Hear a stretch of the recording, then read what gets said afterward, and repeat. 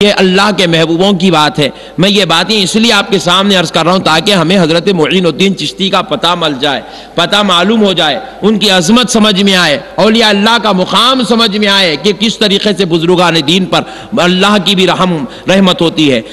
رسول پاک کی نظر و کرم ہوتی ہے، بزرگان دین کی شفقتیں ہوتی ہیں۔ لیکن افسوس آج کے زمانے میں اولیاء اکرام کے یہ معاملات روحانی تو بہت دور کی بات ہے، لوگ ظاہر کو ماننے کو تیار نہیں ہیں، ظاہر کو ماننے کو تیار نہیں ہے۔ معزز سامعین اکرام، لوگوں کے ذہنوں میں یہ خیال آتا ہے کہ یہ کیسے ہو سکتا ہے، یہ کیسے ہو سکتا ہے، یہ کیسے ہو سکتا ہے۔ میں پوری دنیا کے برے جتنے بھی جو ہے بازو والے لوگ ہیں ان کو ایک چیلنج کرتا ہوں، آپ ذرا مجھے یہ بتائیں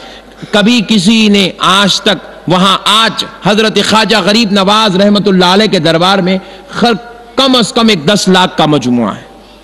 آج ایک 10 لاکھ کا مجموعہ، ایک کم رجب سے لے کر 9 رجب تک 9 دن عرس شریف چلتا ہے حضرت غریب نواز کا، 9 دن، ایک کم رجب سے لے کر 9 رجب تک 9 دن عرس شریف میں تقریباً 10 لاکھ افراد اجمیر شریف آتے ہیں۔ میں پوچھتا ہوں کون ہے جو ان 10 لاکھ کو ڈھکیل کر اجمیر شریف بھیج رہا ہے؟ نہ کوئی مرشد تعلیم دیتا ہے کہ تم اجمیر جاؤ گے تو ہی میری مریدی میں رہو گے ورنہ میں مریدی سے نکال دوں گا، نہ کوئی دنیا کا عالم یہ کہتا ہے کہ تم غریب نواز کے عرس میں گئے تو ہی تم سنی بنے رہو گے، نہیں جاؤ گے تو سنیت ختم ہو جائے گی، ایسا تو کوئی نہیں کہتا۔ پھر کیا بات ہے، کون بھیج رہا ہے؟ اچھا ہم چھوڑ دو، ہم تو ہندوستانی ہیں، ہم ہندوستان سے چلے جائیں تو کیا تعجب ہے، پاکستانی پاکستان سے آ رہے ہیں، بنگلہ دیشی بنگلہ دیش سے آ رہے ہیں، سری لنکن سری لنکا سے آ رہے ہیں، اور سارے لوگ ایشیا کی کنٹری سے دربار غریب نواز پر پہنچ رہے ہیں۔ میں پوچھتا ہوں یہ ملکی سرحدوں کی کشیدگیوں کے باوجود بھی کون ہے جو انہیں کھینچ کر غریب نواز کے دربار میں لے آ کر دنیا کو یہ بتانا چاہتا ہے کہ دیکھو اللہ کے ولی کی یہ شان ہوتی ہے، اللہ کا ولی اس کو کہتے ہیں کہ وہ پردہ کر کے 800 سال بھی ہو جائے تو اس کے چاہنے والوں کی تعداد میں کمی نہیں، اضافہ ہی اضافہ ہوتا جا رہا ہے، اضافہ ہی اضافہ ہوتا جا رہا ہے۔ دنیا والوں اگر تم ظاہر کو نہیں سمجھ سکے، ان کے باطن کو نہیں سمجھ سکے تو کم سے کم ان کی آمد کو تو سمجھ جاؤ جو آج لاکھوں کی تعداد میں غریب نواز کے دربار پہ آ رہے ہیں۔ کون بھیج رہا ہے؟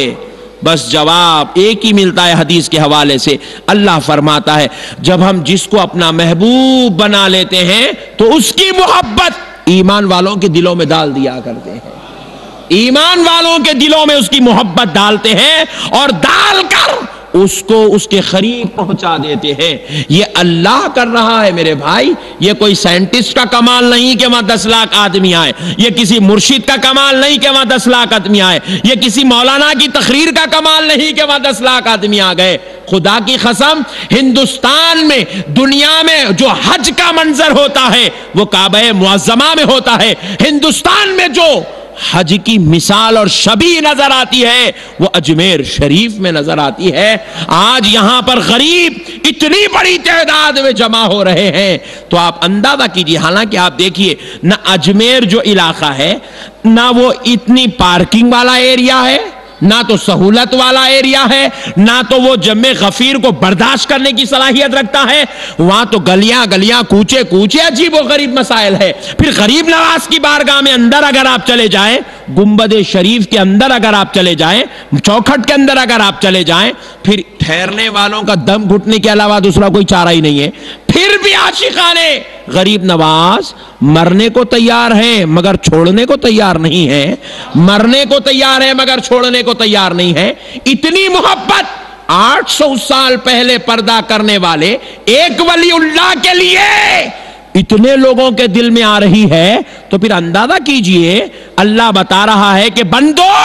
یہ کسی بندے کا کمال نہیں، یہ خدا کا کمال ہے، یہ خدا کا کمال ہے، یہ حقانیت ہے۔ یہ اللہ جس کو اپنا بنا لیتا ہے 800 سال ہو جائے اس کی وفات پر اللہ اس کو مٹنے نہیں دیتا، نہ اس کے ذکر کو مٹنے دیتا ہے، نہ اس کے فیض کو مٹنے دیتا ہے، نہ اس کے تصرف کو مٹنے دیتا ہے، نہ اس کے خیال کو مٹنے دیتا ہے، نہ اس کی تاریخ کو مٹنے دیتا ہے، بلکہ اللہ اس کو اس منزل پر رکھتا ہے کہ شہنشاہوں کی گردن بھی اس در پر جھکا دیتا ہے۔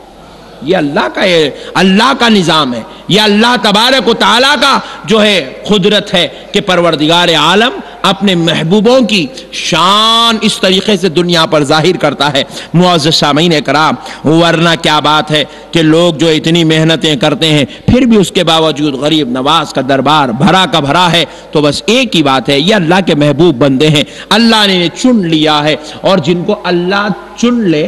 ہم ان سے بغاوت کیسے کر سکتے ہیں؟ نہیں بھائی، اللہ کے انتخاب سے جھگڑا کیسے ہو سکتا ہے؟ آپ بتائیں، اللہ کے انتخاب سے جھگڑا نہیں ہو سکتا ہے۔ اللہ جس کو چن لے اس کا ادب، احترام، تعظیم، تکریم کا نام ہی ایمان ہے۔ ایمان